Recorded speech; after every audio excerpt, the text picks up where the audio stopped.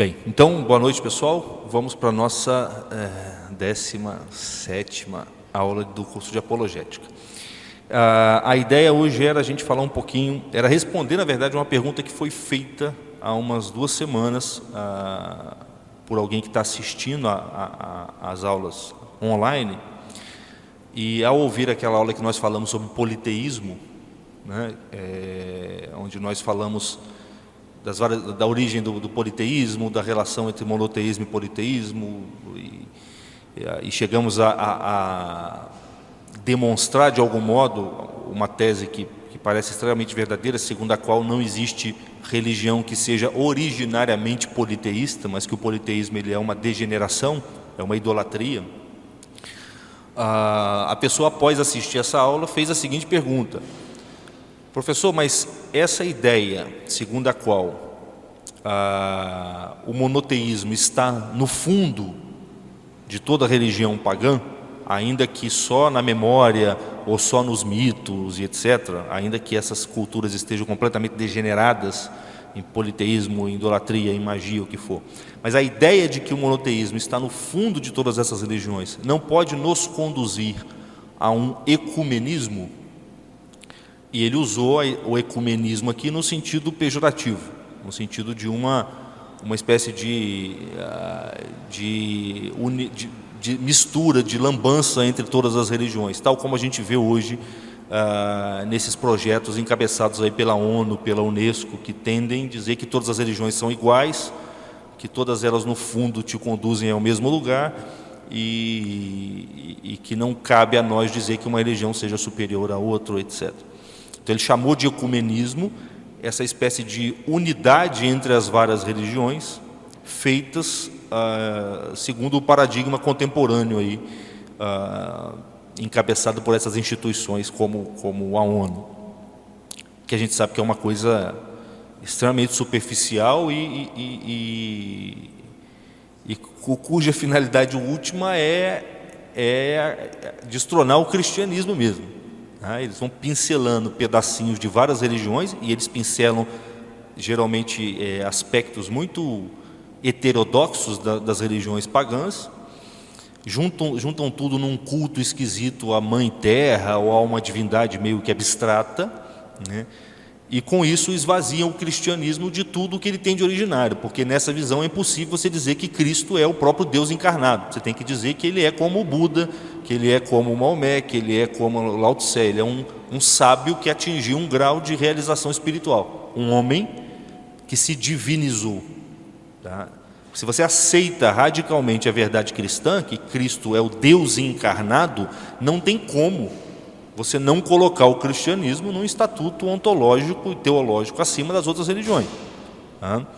É que hoje as pessoas foram tão psicologicamente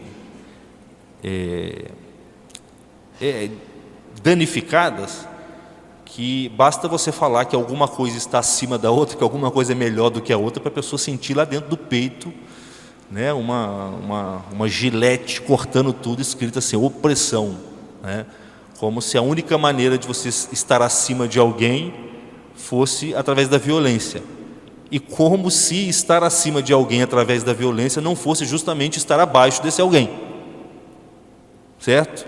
Então hoje falar essas coisas soa assustador, às vezes até para a gente fica se policiando para não falar essas coisas, mas isso é uma besteira, tá? A sua mão só funciona muito bem porque ela não se rebela contra a inteligência. Se ela começasse a se revoltar contra a sua inteligência, falando que a sua inteligência a oprime, fazendo ela cumprimentar as pessoas, ela ia dar um soco nas boas pessoas e ia cumprimentar as más pessoas, tá? Então assim, a perfeição do inferior está sempre em se integrar no superior, isso é assim. Então, a pergunta, resumindo, a pergunta era, essa ideia de que o monoteísmo está no fundo e na origem de todas as religiões, mesmo as pagãs, não nos conduziria a uma espécie de ecumenismo arriscado, confuso, que no final das contas neutralizaria o próprio caráter originário do cristianismo? A minha ideia era responder essa pergunta hoje. Tá? Mas quando a gente chegou aqui, a gente estava preparando aqui a câmera para filmar, e enquanto a gente estava preparando, eu perguntei se alguém tinha uma pergunta, e alguém tinha. E a gente ficou aqui já uns 20 minutos, talvez, respondendo essa pergunta. Então não vai dar para eu expor o conteúdo, a resposta a essa pergunta que o rapaz fez para mim antes, por inteiro aqui. Então a gente vai mudar o curso da aula. A gente vai colocar na sequência dessa introdução aqui a resposta à pergunta que me foi feita hoje aqui, tá? E depois eu vou voltar aqui para continuando respondendo perguntas. Na semana que vem a gente volta para responder essa pergunta sobre o ecumenismo. Espero que esteja dando para entender o que eu estou falando aqui. Qual foi a pergunta que foi feita para mim hoje aqui, cuja resposta será reproduzida agora? É uma pergunta a respeito da relação de conformação entre alma e corpo. Quer dizer, nós sabemos que o ser humano é uma substância, é uma unidade entre alma e corpo. Tá? Mas qual é a influência da alma sobre o corpo e qual é a influência do corpo sobre a alma? Como é que funciona a superfície de contato entre essas duas instâncias que são tão radicalmente diferentes, né? O corpo físico ocupa lugar no espaço, no tempo, a alma etérea e material e etc. Então a gente vai responder essa pergunta agora na sequência. A gente pode imaginar geometricamente duas circunferências que se cruzam, produzindo uma areazinha de interseção ali. Na verdade, é uma grande área de interseção, tá? E uma pequena barriga, a extremidade das duas esferas, é que estão fora dessa zona de interseção. Então você tem duas esferas, elas se cruzam, tá? Em boa parte elas se cruzam, quer dizer que elas estão em relação mútua uma com a outra, sendo que em cada uma das esferas sobra uma região menor na qual uma é independente da outra. Tá? Então você tem aqui o corpo, você tem aqui a alma. Essa região grande do meio, que é a zona de interseção entre as duas, é uma área onde a alma influencia o corpo e o corpo influencia a alma. A regiãozinha da esfera que representa o corpo, que sobra, é uma parte do corpo que não está sob a influência da alma, sob a influência direta da alma. E a região da esfera da esquerda, que representa a alma, é o que a gente chama de espírito. É uma região da alma que não está sob a influência do corpo. Isso só para a gente ter uma imagem. O esquema é mais ou menos esse. O que foi? Ah, tá, tem que filmar.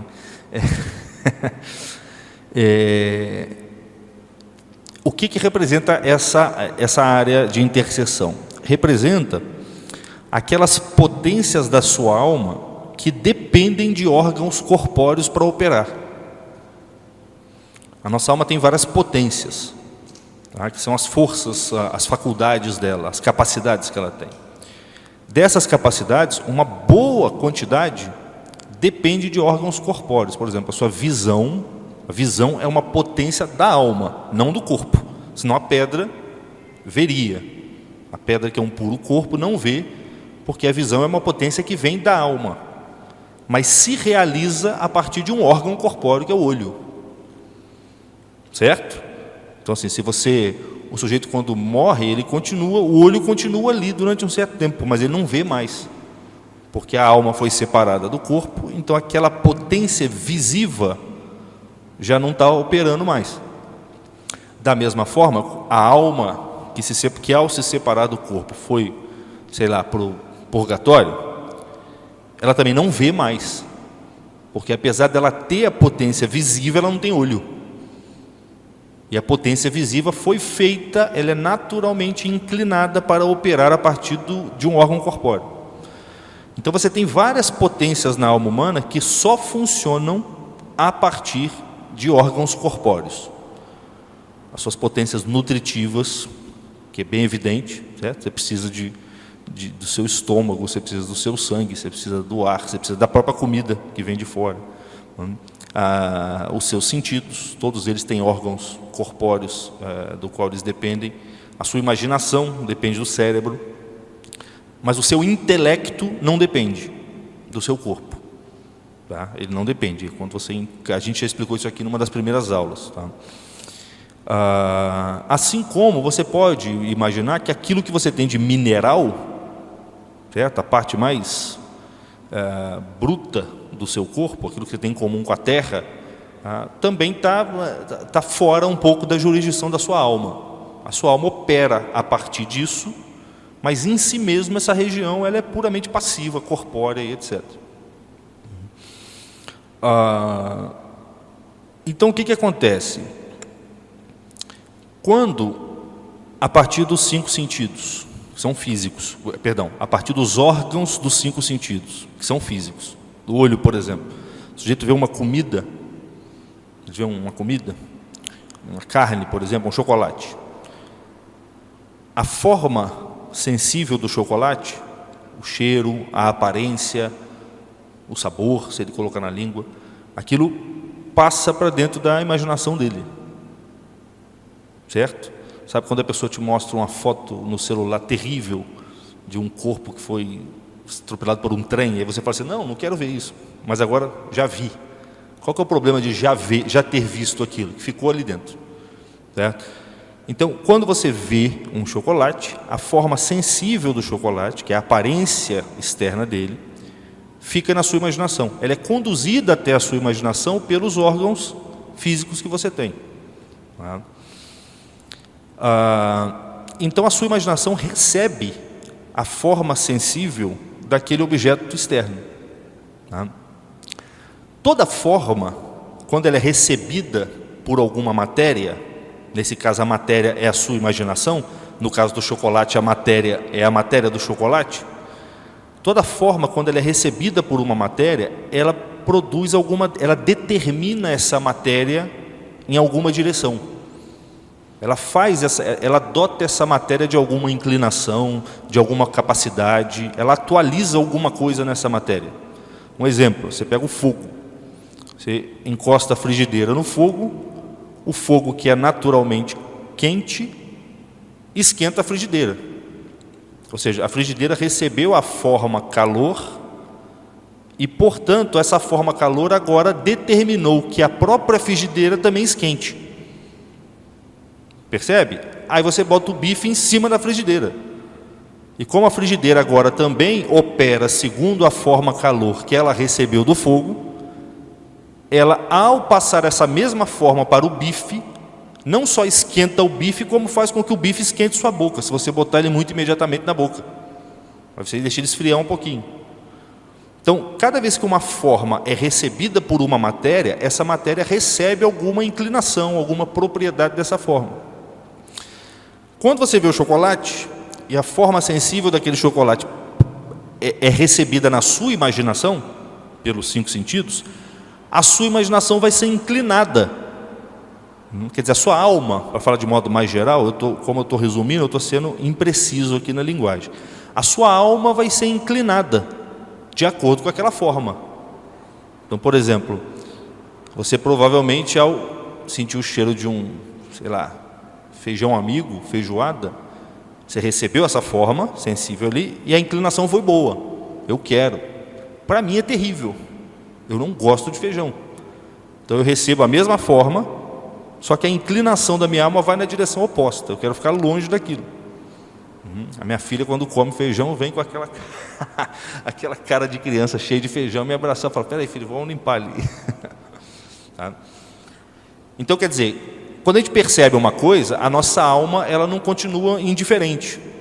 Ela não é indiferente às coisas que nós percebemos. Ela se move, se inclina numa direção ou em outra de acordo com as formas que ela recebeu. Isso gera o que a gente chama de apetite. Os nossos apetites, sexual, por comida, etc., derivam de uma inclinação produzida na nossa alma por uma forma que ela recebeu de um objeto externo. Certo? Como essa inclinação está sendo produzida na minha alma, em última instância, se a inclinação for boa, positiva, em última instância ela vai me conduzir a me apropriar daquele objeto físico, de onde veio a forma, o chocolate no caso, e comer aquele chocolate. Certo? Isso produz um desejo de união com aquele objeto físico ali, de onde veio aquela forma. Tá certo? Porque ver o chocolate não sacia o seu apetite, pelo contrário, produz o seu apetite. Esse apetite vai querer repousar em algum momento. Onde que ele vai repousar? Na presença física de onde veio aquela forma que foi atualizada na sua alma. Tá? Só que quando você vai até o chocolate e come o chocolate, você colocou a matéria do chocolate para dentro de você. Matéria mineral. Tá? Mineral sobre mineral vai fazendo o quê? Vai crescendo, vai acumulando. Então a sua dimensão mineral vai começar a crescer. É claro que por você ser um ser vivo, boa parte da matéria que você está colocando para dentro vai ser capturada e redirecionada para suas operações vitais. Então nem tudo que a gente come nos engorda, porque boa parte daquilo é gasto nas operações fisiológicas.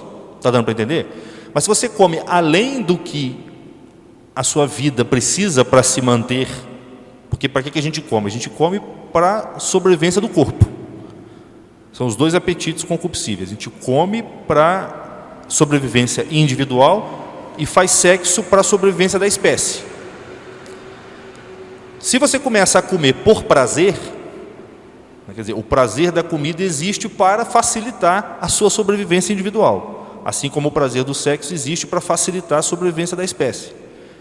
Se você começa a ter por finalidade não a sua sobrevivência individual e não a sobrevivência da espécie, mas o prazer, que é um meio e não um fim, você vai começar a comer além da medida, ou ter relações sexuais além da medida. Isso vai gerar perturbações no seu corpo e na sua alma também, mas primeiro no corpo. Então, o sujeito vai começar a engordar, porque o corpo já não precisa de tanta comida assim. Então ela vai ficar acumulando ali gordura, sei lá o que. O cara vai engordando, vai engordando, vai engordando, vai engordando. Ele pode resolver esse problema parando de comer. Só que quando a gente come, tudo que a gente faz repetidamente, né, sem julgar, produz em nós um mau hábito, que a gente chama de vício. Tá? Se você repete muito o mesmo gesto, daqui a pouco gera-se um automatismo dentro da sua alma e você começa a fazê-lo sem esforço. Tá? E se esse automatismo foi gerado sem a participação do seu juízo, da sua razão, ele é um vício, porque é a sua razão que é capaz de conformar os seus hábitos à sua natureza. Se você não usou ela, acidentalmente pode até ser uma coisa conforme a sua natureza, tá? Mas no geral você vai produzir um mau hábito, um vício. E o que é próprio do hábito, do bom hábito ou do mau hábito, é que ele é difícil de ser movido. O hábito ele tem uma estabilidade, ó. Por isso que ele possibilita que você faça as coisas sem esforço, porque ele gera dentro de você uma certa imobilidade do seu apetite. Ele pega o seu apetite, direciona ele e torna ele imóvel, ele fixa o seu apetite numa direção. Então é difícil de você vencê-lo. Então o sujeito vai tentar parar de comer e não vai conseguir, porque o hábito, na definição de Aristóteles, é uma espécie de força imóvel, é uma coisa difícil de ser movida. Então a maneira correta dele resolver esse problema de estar muito, muito gordo é parando de comer. Mas pelo próprio fato, para que ele se tornasse gordo, ele teve que comer muitas vezes de forma irrefletida. Então gerou-se um mau hábito nele. E quando ele tenta parar de comer, ele não consegue, porque tem uma força fixada naquela direção dentro dele, uma força irracional. Não que seja impossível, só que ele vai ter que fazer a mesma força no sentido contrário. Percebe? Ele vai ter que todo dia ficar sem comer, ficar sem comer, ficar sem comer, até ele reprimir aquela força até um certo limite e passar a reeducá-la segundo a razão. Aí ele vai adquirir a virtude da temperança. Se ele reprimir demais, ele cai no vício da insensibilidade, falta de apetite, qualquer coisa assim. Então você tem que reprimir até achar um encaixe, que é a razão. Como isso é muito difícil, como as pessoas hoje em dia são muito pouco, têm uma motivação muito frágil, né, e também não entendem essa estrutura da alma humana, E como a tecnologia oferece meios que exigem menos esforço sobre certos aspectos, você tem que trabalhar muito para bancar o negócio, mas é uma coisa tão distante que você não percebe isso. Então você vai lá e paga e faz a cirurgia. Tá? Nem sempre é só por isso. Tá? Algumas pessoas, talvez, é possível, não sei, eu não conheço isso, mas é possível que algumas pessoas precisem fazer a cirurgia por uma questão específica. Mas eu estou pensando nesse caso do sujeito que fez a cirurgia porque é mais fácil. Tá? O médico vai lá, faz a cirurgia, faz o procedimento lá, o corpo dele começa a desinchar, porque ele vai parar, se eu não me engano, por força da cirurgia, ele não consegue comer muito mais, o estômago é reduzido, ou qualquer coisa assim, e o cara vai desinchando, fica magro. Só que a alma dele, que é a origem de todo esse processo, percebe? A operação age no órgão físico, mas ela não alcança o princípio que leva a comida para dentro daquele órgão físico, do estômago. E nesse caso o princípio não é o princípio nutritivo não, porque ele não ficou gordo comendo só o tanto que ele precisa para ficar em pé e trabalhar. O princípio nesse caso que leva a comida até o estômago é o princípio concupiscível, é o desejo imoderado por comida, é o prazer, é o princípio de prazer. A operação não toca nesse princípio. Ela vai só no órgão físico, que está ligado a ele de algum modo. Então o princípio, o vício continua.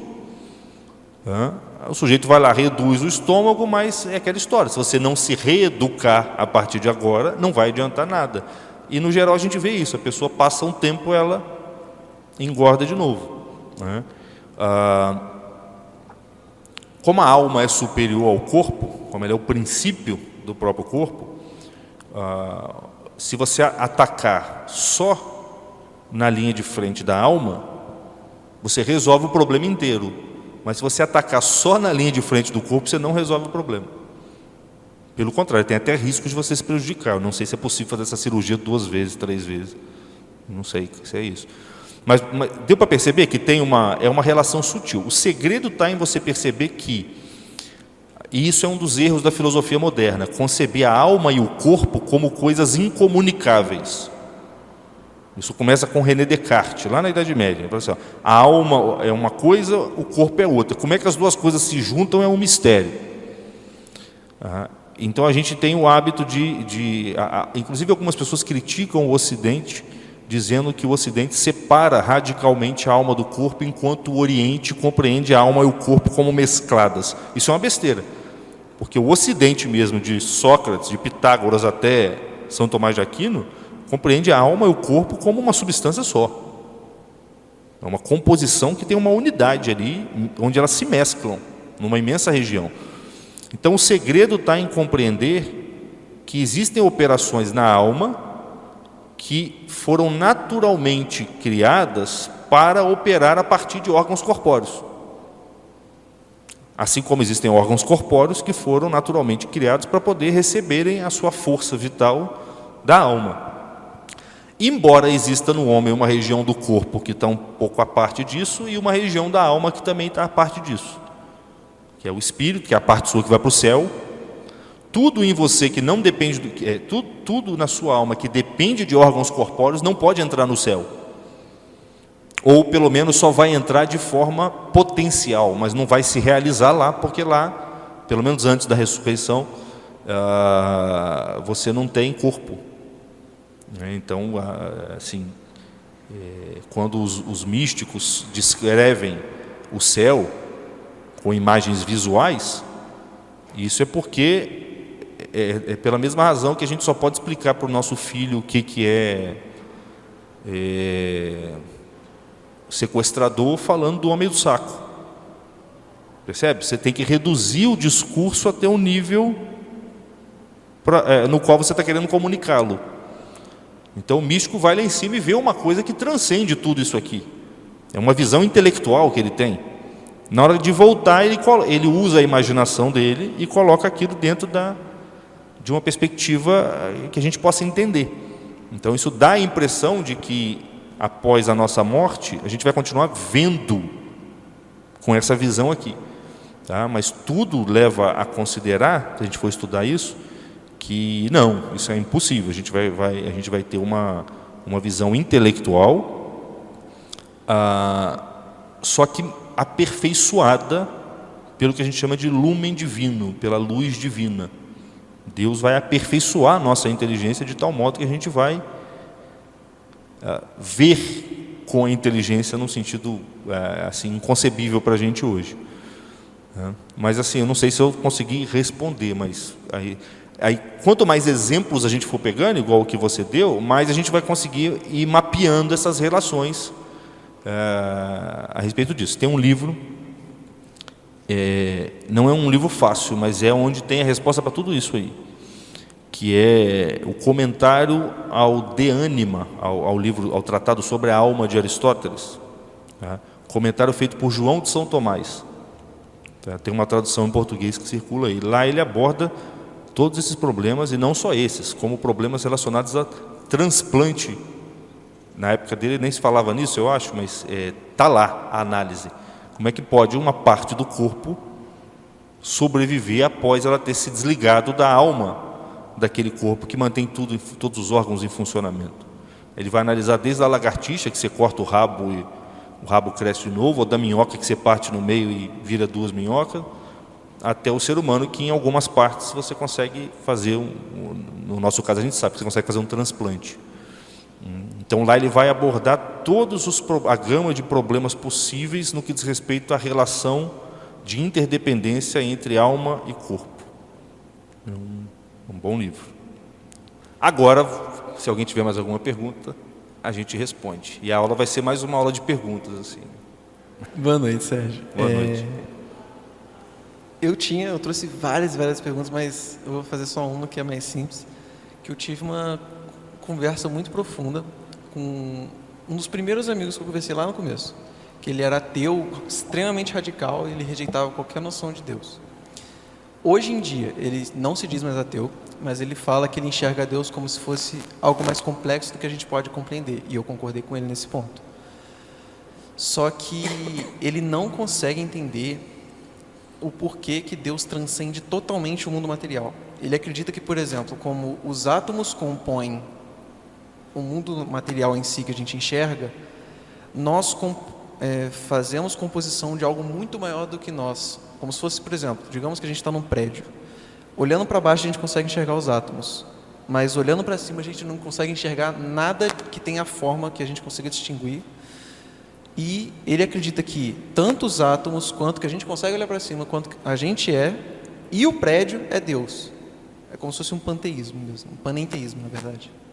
Eu dei o exemplo até do oceano e das ondas, mas ele falou que não é igual. Ele falou que é mais igual esse exemplo do prédio. Assim, ele te explicou uma coisa e você está me explicando, então eu vou falar do que eu entendi do que você explicou.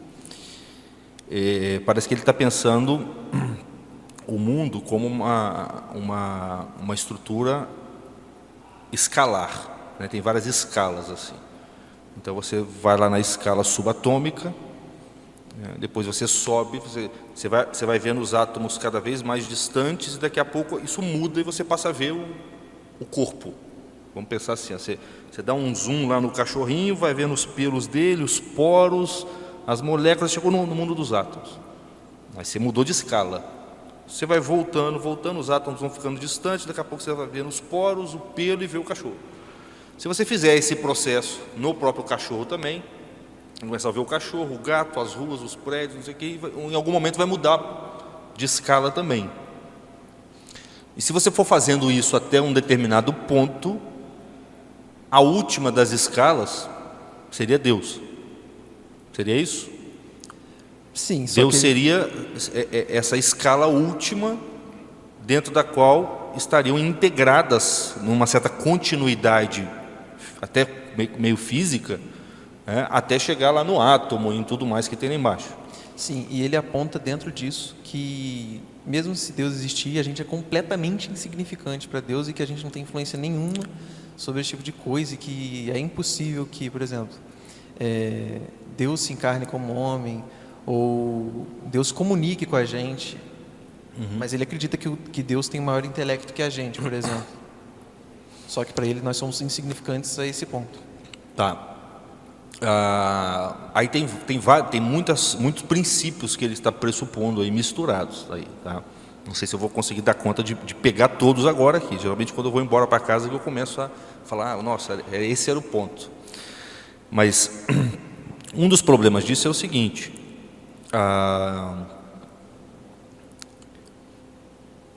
ele está pensando, por um lado, ele está traçando uma continuidade material entre as coisas.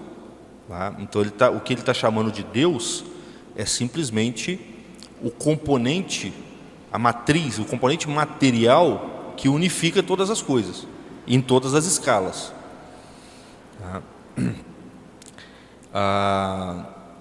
Esse componente, você chega até ele supondo que seja essa a ideia dele, mas uma das consequências dessa visão que ele está colocando é isso: Deus é como se fosse a matéria que torna todas as instâncias, toda a multiplicidade do real unificada de forma extensiva. Não é um Deus que criou todas essas coisas e mantém elas unidas por força do seu poder, da sua onipotência, como a gente pensa. Tá? É assim, existe um conjunto de coisas, elas são distribuídas de modos múltiplos, escalares, mais ou menos hierarquizados, e Deus é como se fosse esse próprio conjunto, numa espécie de matriz ou tecido cósmico que unifica tudo isso. Não sei se vocês estão conseguindo imaginar a diferença. Ele falou que justamente por ele perceber a ordem do mundo, que ele diz que essa ordem é Deus. Então, e é nisso que ele aplica todo o resto. Isso. Essa visão ela é muito comum, ela aparece em muitos momentos da história, por exemplo, entre os estoicos. Os estoicos diziam que Deus é isso. Deus ele é um princípio imanente que governa todas as coisas. Os antigos chamavam isso de anima mundi. Deus é a alma do mundo. E esse é o problema.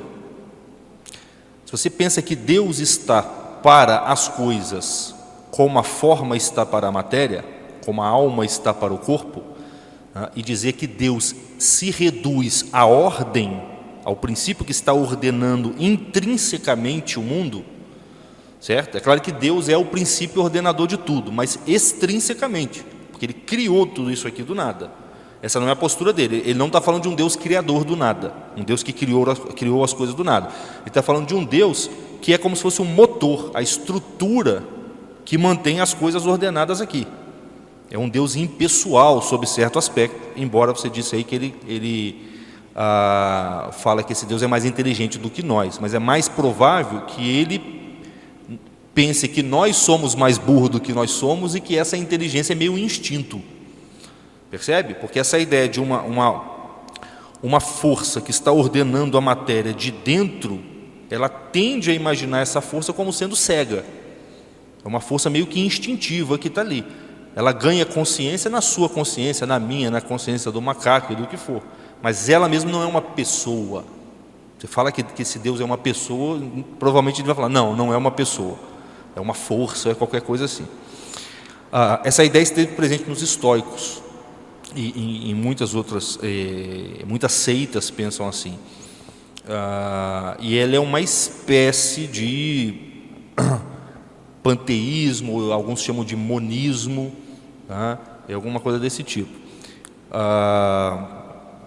Qual que é o problema dela? O problema dela, pensa bem, a sua alma em relação ao seu corpo é assim. A relação que a sua alma tem com o seu corpo é assim. A sua alma é um princípio ordenador dos componentes materiais que você tem. Percebe? Ela está intrinsecamente articulando os vários órgãos corpóreos que você tem, fazendo com que eles trabalhem junto numa unidade. Tá? Nem é exatamente isso, é um pouco mais, mas é bem parecido. Tanto é que tradicionalmente essa visão, vamos dizer assim, monista, nós costumamos dizer que costumamos nos referir ao Deus que ela postula como sendo a alma do mundo. Não parece isso que ele falou? Deus parece que é a alma do mundo. Tá?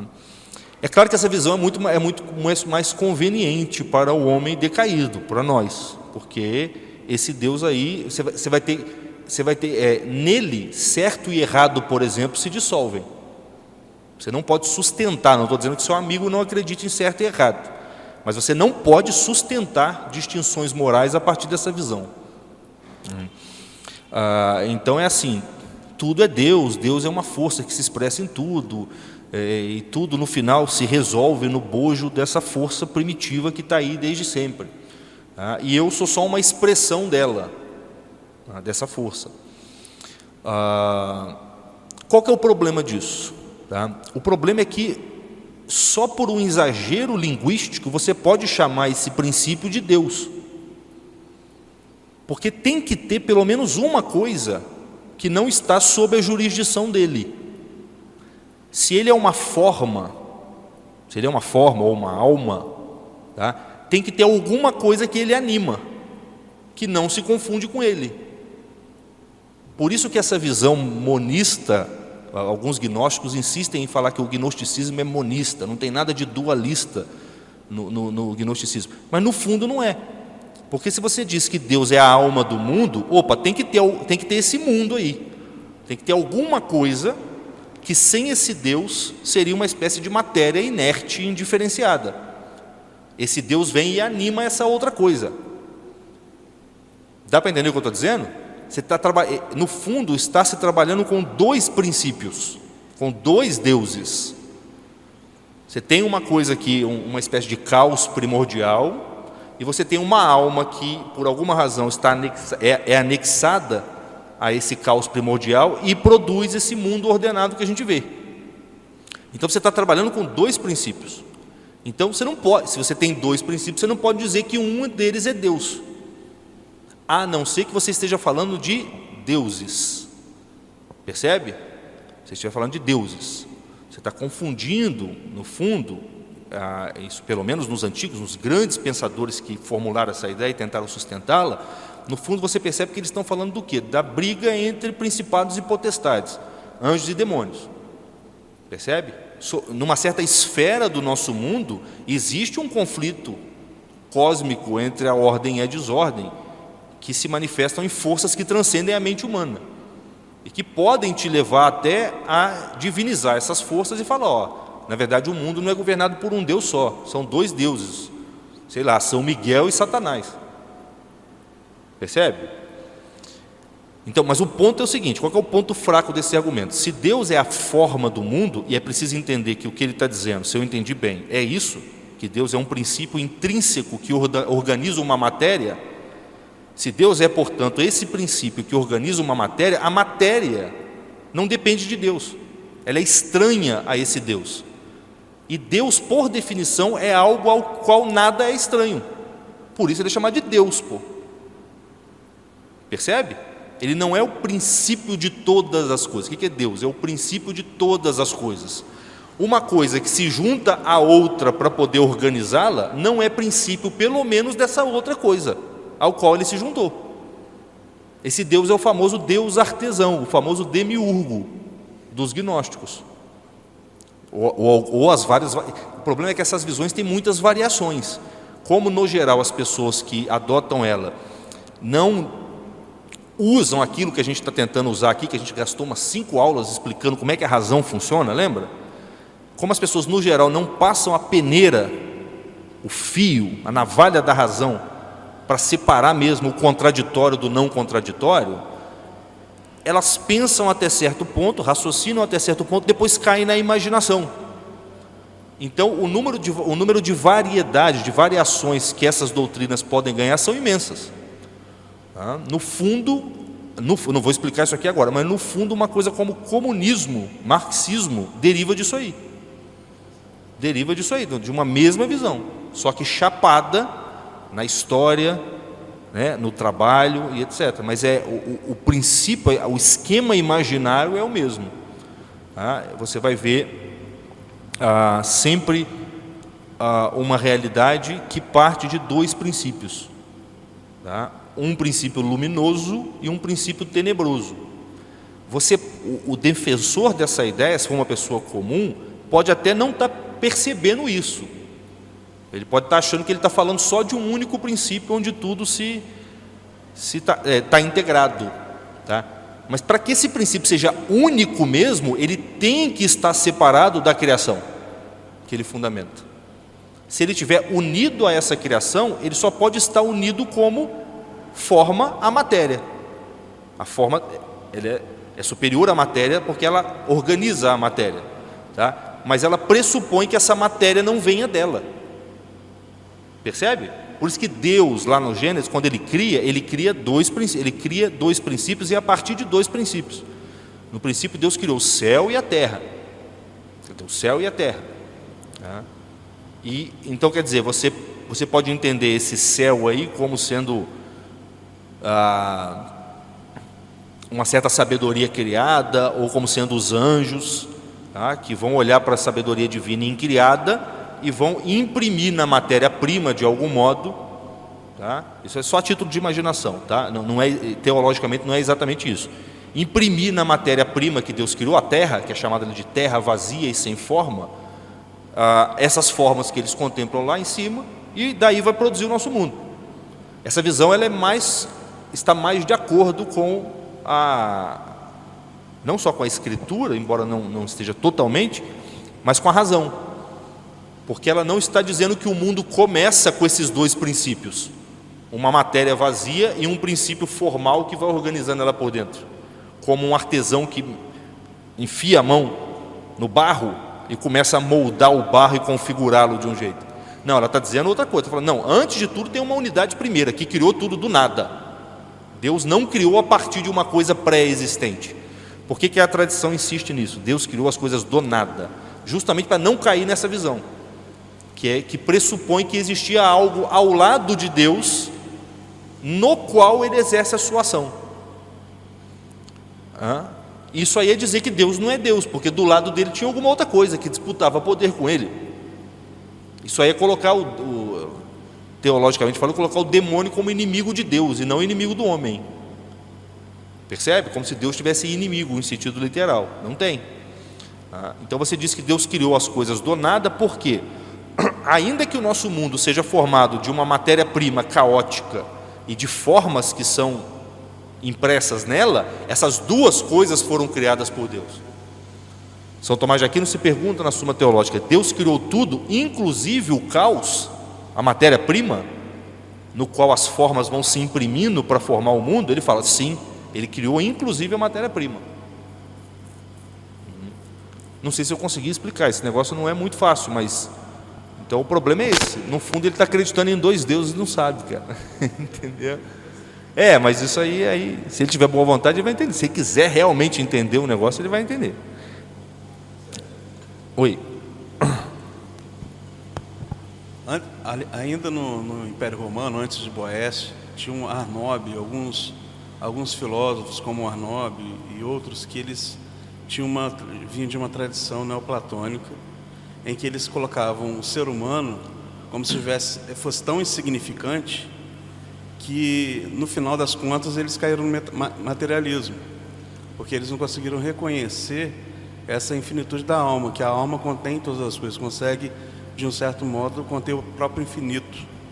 Então, essa visão, ela expressa o materialismo de um ateu, muito bem, porque um demiurgo, de uma gnose materialista. Sim, certo? Sim, é isso mesmo. Isso aí é o que... Eu ia falar disso hoje, na semana que vem eu vou falar.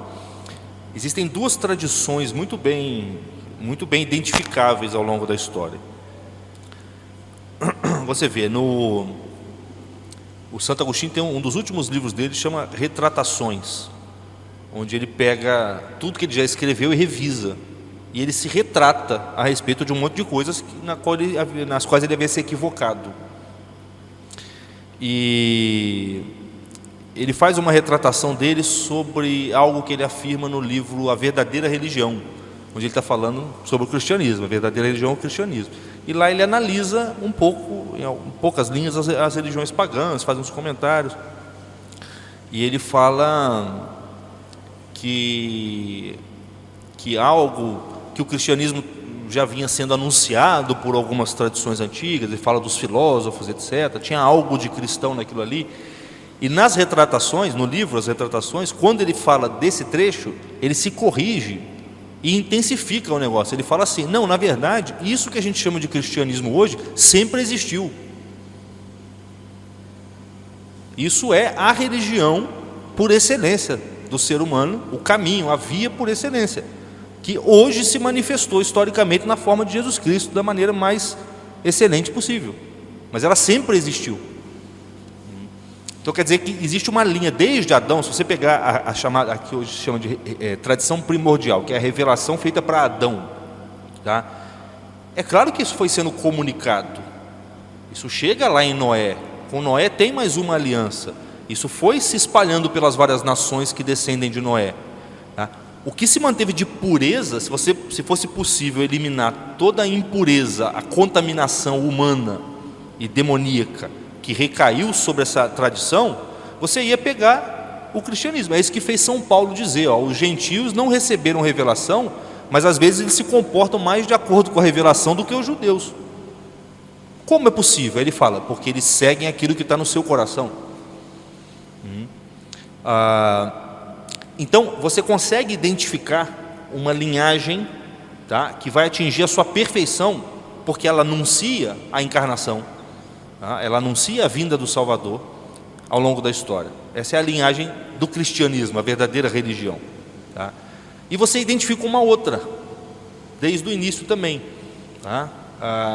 Que é uma linhagem, a gente pode chamar de gnóstica, tá? Alguns autores vão chamar de gnóstica, outros vão chamar de cabala, num sentido não se referindo àquela tradição judaica específica, mas usando esse nome para designar uma tradição que visa justamente explicar um dos seus princípios doutrinais, é que ela vai explicar a origem do mundo a partir de duas divindades e não a partir de uma só. Então, por exemplo, os famosos gnósticos lá do começo da era cristã, que vão dizer o seguinte, ó, na verdade esse Deus do Antigo Testamento aí não é o Cristo. Cristo veio para livrar a gente desse Deus do Antigo Testamento. Esse Deus do Antigo Testamento é uma espécie de demônio, tá, que nos prendeu aqui na terra, e nós não somos uma unidade indissolúvel de corpo e alma, nós somos uma alma, nós éramos anjos, tá? E um demiurgo mal intencionado nos prendeu aqui na matéria. E aquele Deus lá do Antigo Testamento, com aquelas leis rígidas, aquelas disciplinas, aquelas punições, foi ele que nos prendeu aqui, e por isso ele fez de tudo para manter os judeus presos aqui. O que a gente tem que fazer é sair daqui o mais rápido possível, inclusive se suicidando em alguns casos, em algumas seitas. A gente não deve se reproduzir, a gente não deve ter família, não deve comer, deve seguir disciplinas ascéticas rigorosíssimas para negar e submeter a matéria e fugir daqui o mais rápido possível. Segundo eles, Cristo veio anunciar isso. Essa linhagem, tá, que é a linhagem gnóstica, ou alguns chamam de a cabala, etc.,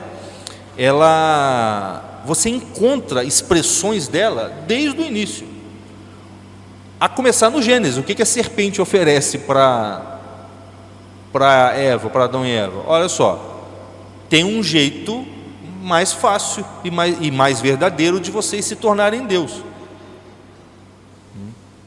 Quer dizer, Deus já tinha dado para Adão o conhecimento de que o destino do homem é a divinização, é a santidade, a teoses, a visão beatífica.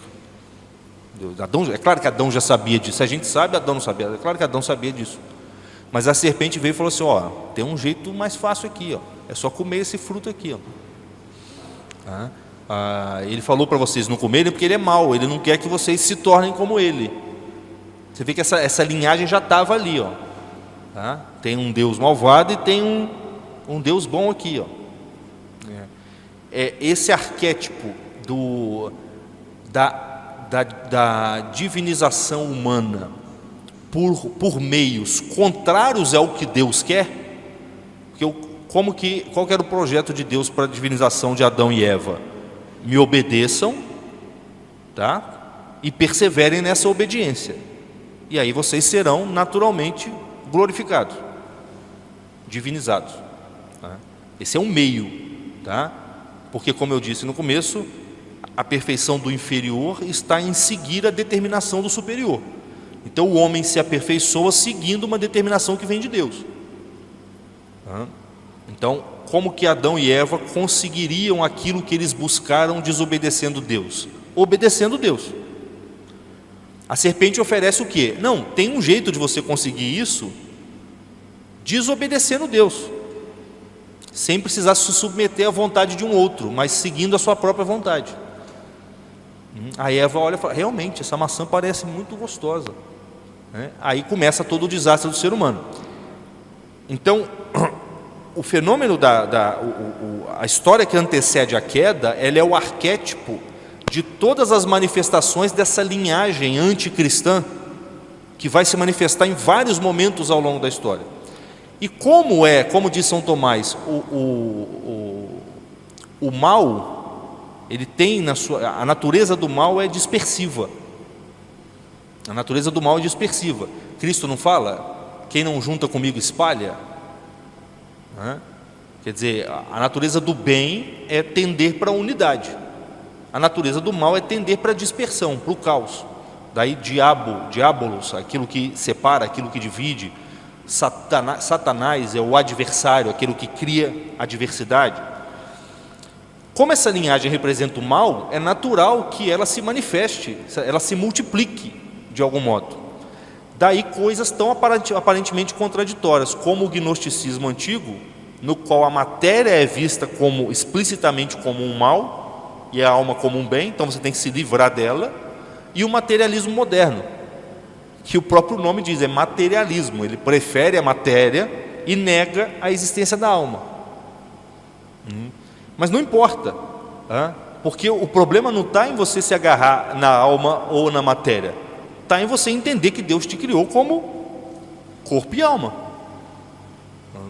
Quer dizer, o mal é como nas virtudes e nos vícios, né? O vício, a gente é famoso, isso todo mundo sabe hoje. As virtudes são um meio termo entre dois opostos. Os vícios tendem sempre a polos opostos. O mal tende sempre a polos opostos.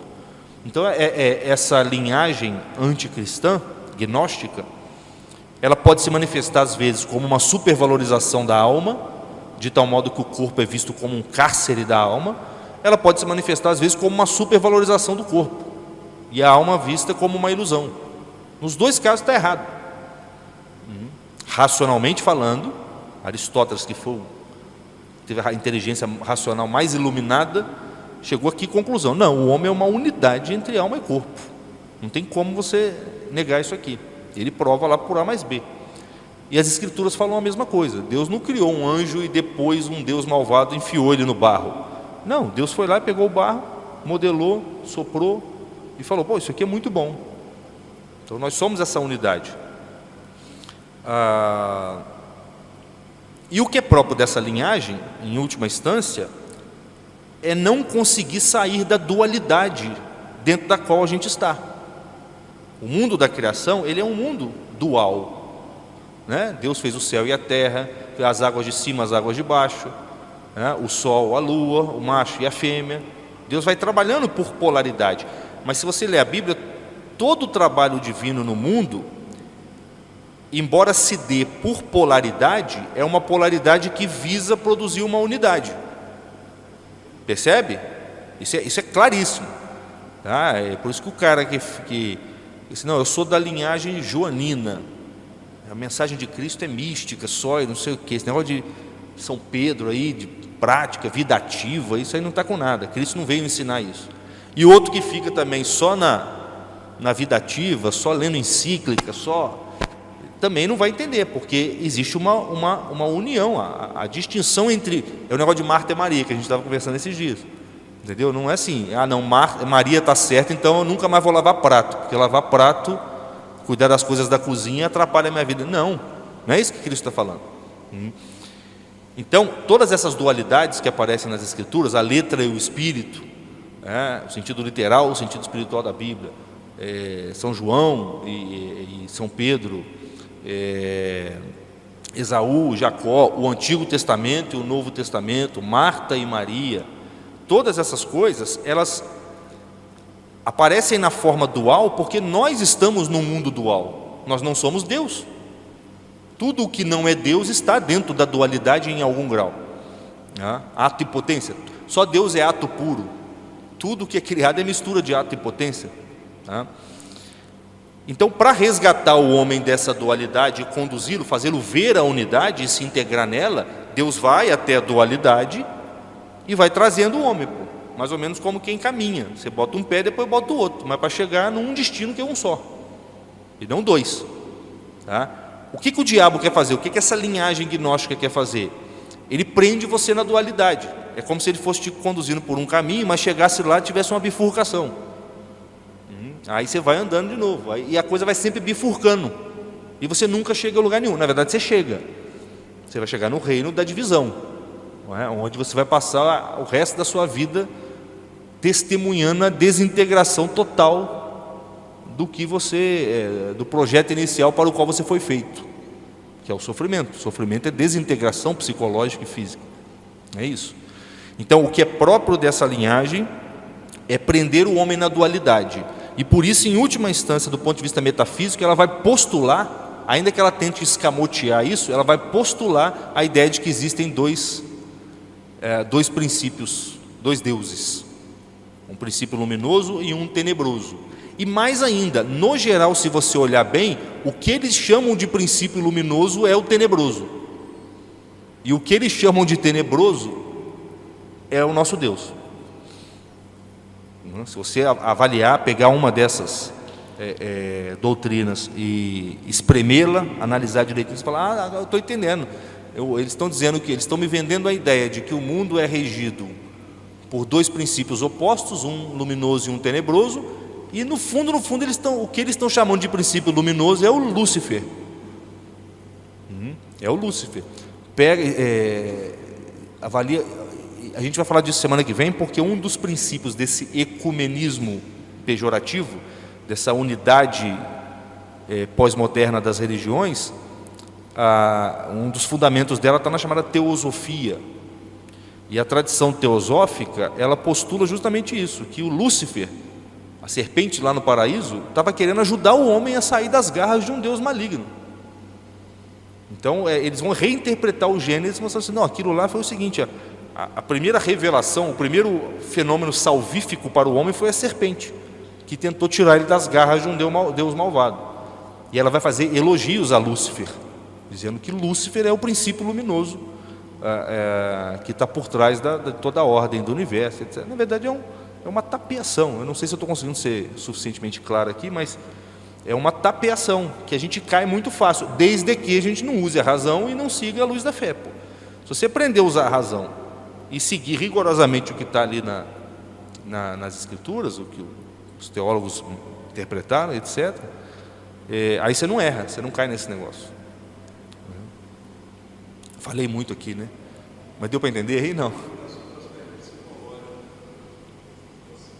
Psicológico desse entendimento, dessa falta de união da unidade do ser humano.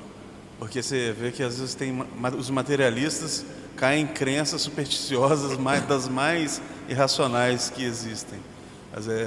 Por exemplo, os professores lá da USP, quando ia ter concurso, eles iam lá para o terreiro e ficavam fazendo das coisas mais, várias superstições deles lá, e depois voltava pregando aquele seu racionalismo materialista, aquela coisa toda. Esse aspecto psicológico na pessoa parece que... Então, é que esses dois... O São Tomás, quando vai falar das virtudes dos vícios, ele fala assim, por um lado, os dois vícios são opostos.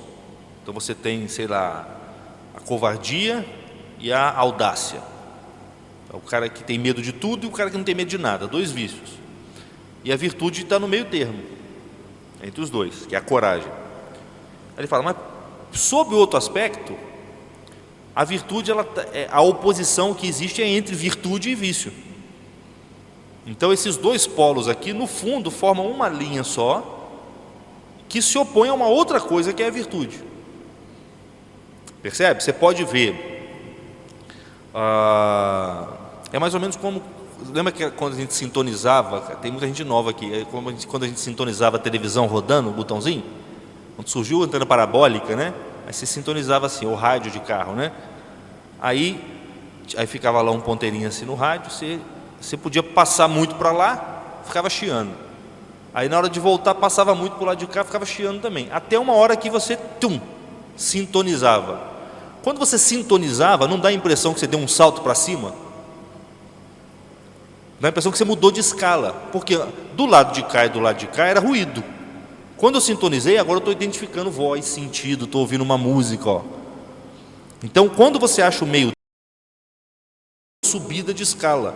Então você pode ver também, ao invés de ver os dois vícios como opostos e a virtude como meio termo, você pode pegar os dois vícios e juntá-los numa coisa só e opor eles a um princípio superior, que é a virtude. Está dando para entender o que eu estou dizendo?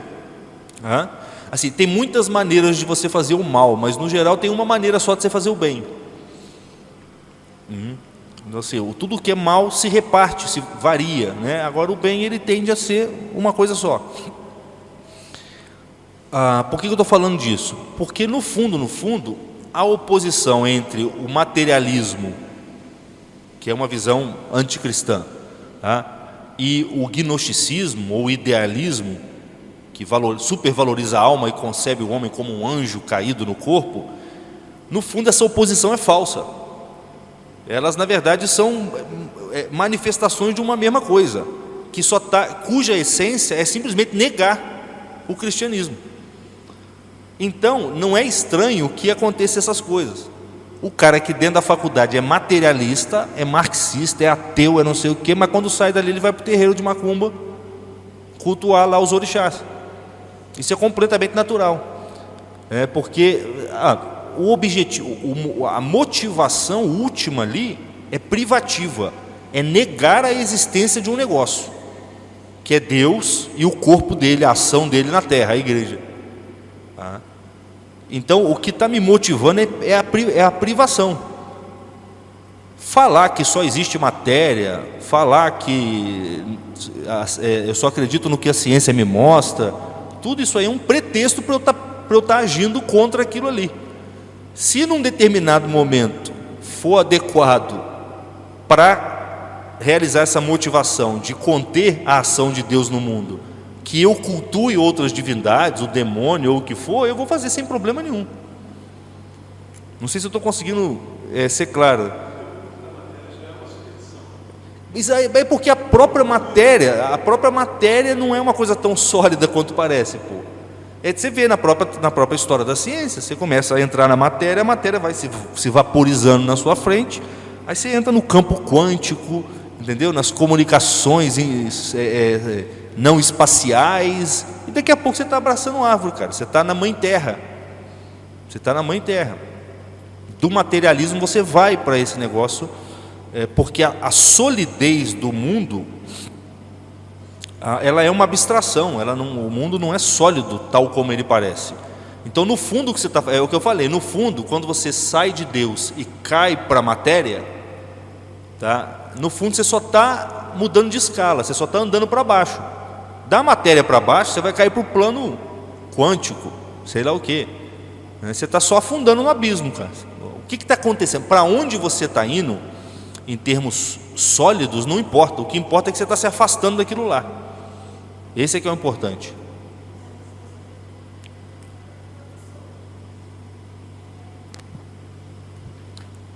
Professor, eu estava estudando, eu vi que a tecnocracia ela seria tida como a nova religião, né? O quê? Tecnocracia.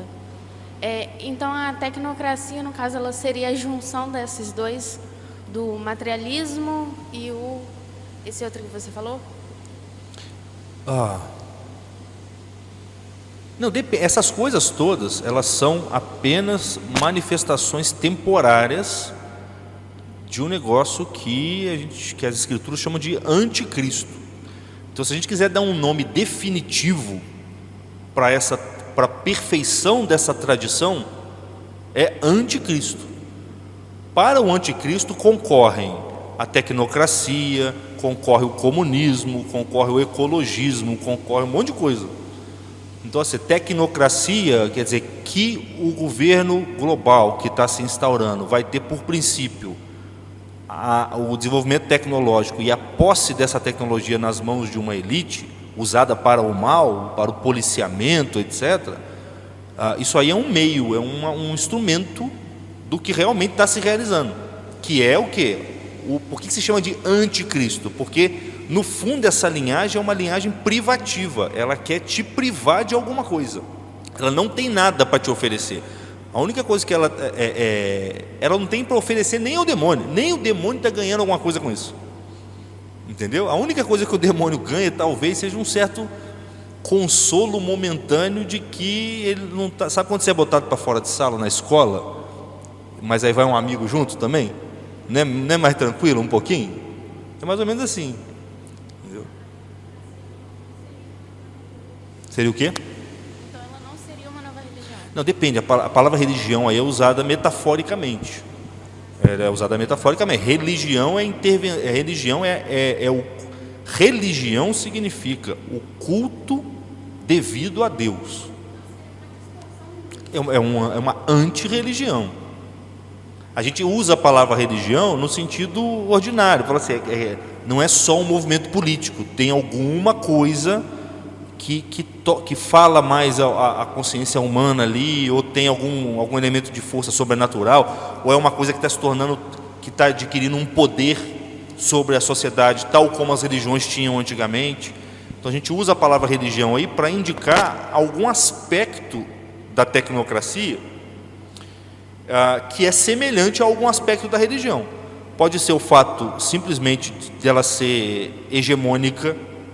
Basta uma coisa ter um poder hegemônico que você chama aquilo de, parece uma religião.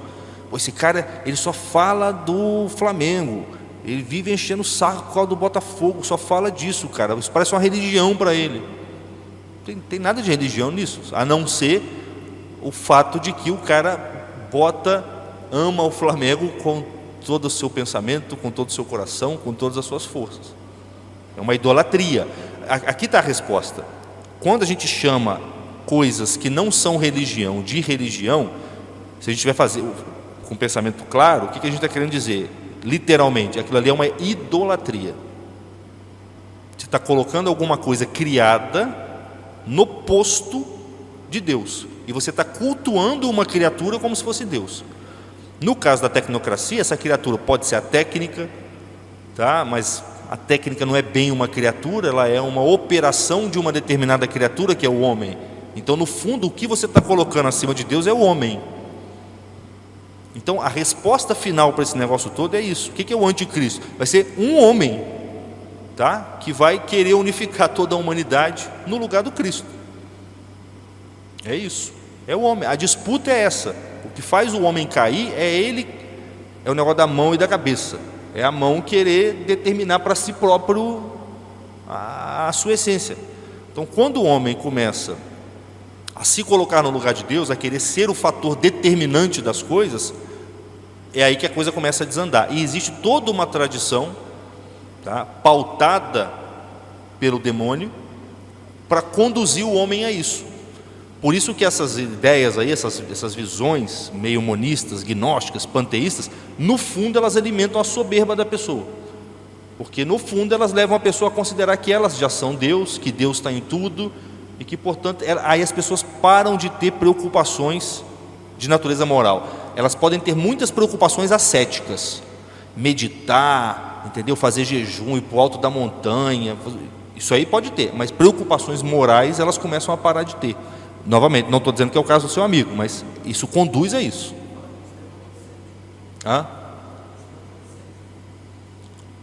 Pois é, mas o cara é cético e acredita num negócio desse, eu não entendo. Eu não sei, porque, cara, as pessoas pegam um monte de coisa assim e vai falando, não faz muito sentido, tá? O cético é o sujeito que se abstém de dar opinião, entendeu? O cético tem uma certa virtude, entendeu? Ele fala assim, eu acho muito difícil esse negócio aí, cara. Cada um fala uma coisa, então eu acho melhor não falar nada, entendeu? O cético tem uma virtude.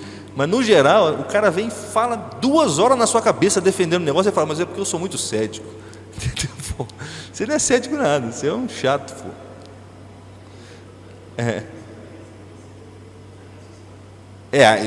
Aí é por isso que a gente tem que estudar, porque a gente fica quebrado.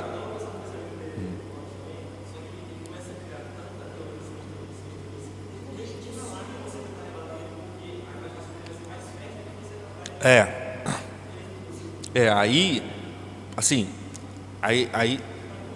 você tem que, primeiro você tem que ter um discernimento muito bem treinado, tem que ter um controle emocional muito estável, para você não se perder, você tem que ter um domínio de retórica, porque às vezes você vai ter que lançar mão de procedimentos retóricos, retórico no sentido positivo, às vezes você vai ter que mostrar como é engraçado e ridículo o que o cara está falando, entendeu? Para ele, ou para quem está do lado dele, porque se o cara está muito fechado intelectualmente, às vezes você tem que fazer ele sentir um pouco de vergonha por acreditar no que ele está acreditando. É a ironia socrática, lembra? Sócrates, ele quebrava o cara porque falava assim, tá bom, cara, mas o sofista Vianney falava, tudo é linguagem, não existe ser. O ser é a nossa linguagem que coloca nas coisas, né? Então a Sócrates falava, então quer dizer que quando você fala carroça, passa uma carroça pela sua boca, né? Quando você fala, sei lá, fezes de cavalo, passa pela sua boca, é isso? Aí o cara fica meio assim. Isso é um procedimento que faz o sujeito começar a perceber pelo ridículo que assim, cara, no fundo ele mesmo não acredita naquilo, ou pelo menos nunca parou para pensar naquilo. Mas é difícil, às vezes não dá, às vezes tem que ficar quieto e...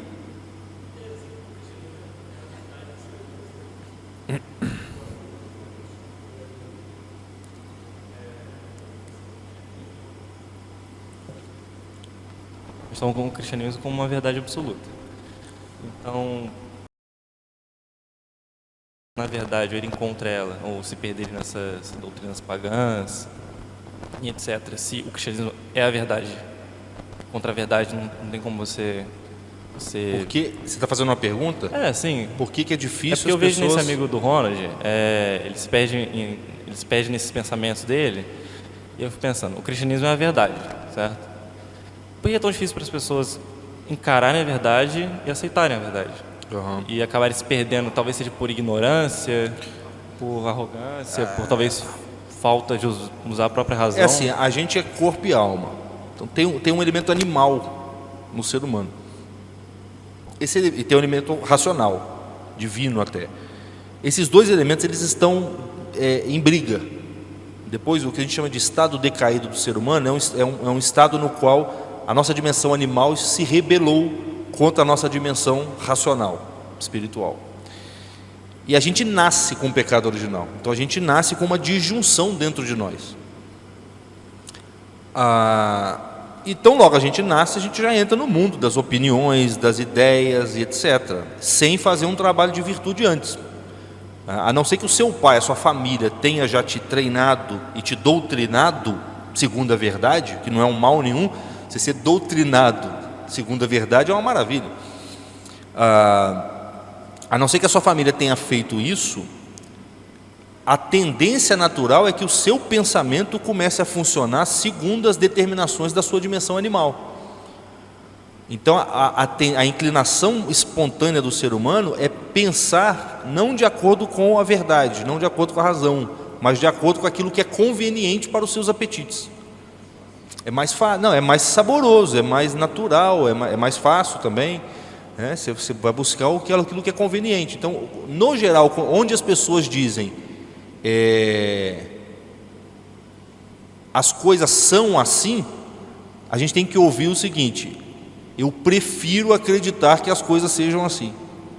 É mais gostoso para mim acreditar que as coisas sejam assim. O próprio ateísmo, o ateísmo é uma coisa indefensável racionalmente. A gente provou aqui que racionalmente não tem como você negar que Deus existe. Isso quer dizer o quê? Que o ateísmo não pode ser uma doutrina a qual as pessoas dão adesão pela razão.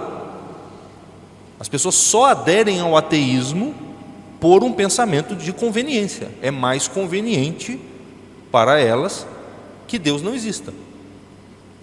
Percebe? O sujeito ele pode até estar um pouco aberto e falar assim, não é que eu não acredito, mas eu tento pensar, eu tento entender aqui e não consigo, tá? Mas se esse sujeito estiver sendo sincero, você já pode considerá-lo como sendo um crente, entendeu? Porque ele já quer a verdade, percebe? Já existe dentro dele o desejo pela verdade. Tá? Aí Deus deu a função naquele momento de você falar, então eu vou te explicar aqui. como é que é o negócio. Aí ele vai aceitar. Percebe? Então é só ali uma pessoa que está precisando do empurrãozinho, mas o desejo pela verdade ele já tem, quer dizer, ele já furou essa barreira do pensamento por conveniência. Ele prefere o mundo tal como ele é do que o mundo do jeito dele.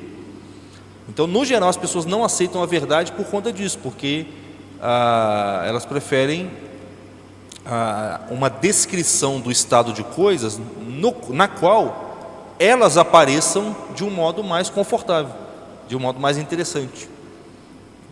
Geralmente é isso. Eu não sei se deu para entender tudo que a gente falou aqui hoje, porque eu fui falando espontaneamente. Não sei se o microfone está muito alto, estou sentindo aqui que eu estou gritando. Mas é isso. Então, semana que vem, a gente vai falar dessa questão do politeísmo novamente, do ecumenismo, e vamos tocar em vários pontos que foram tratados aqui hoje. Tá bom?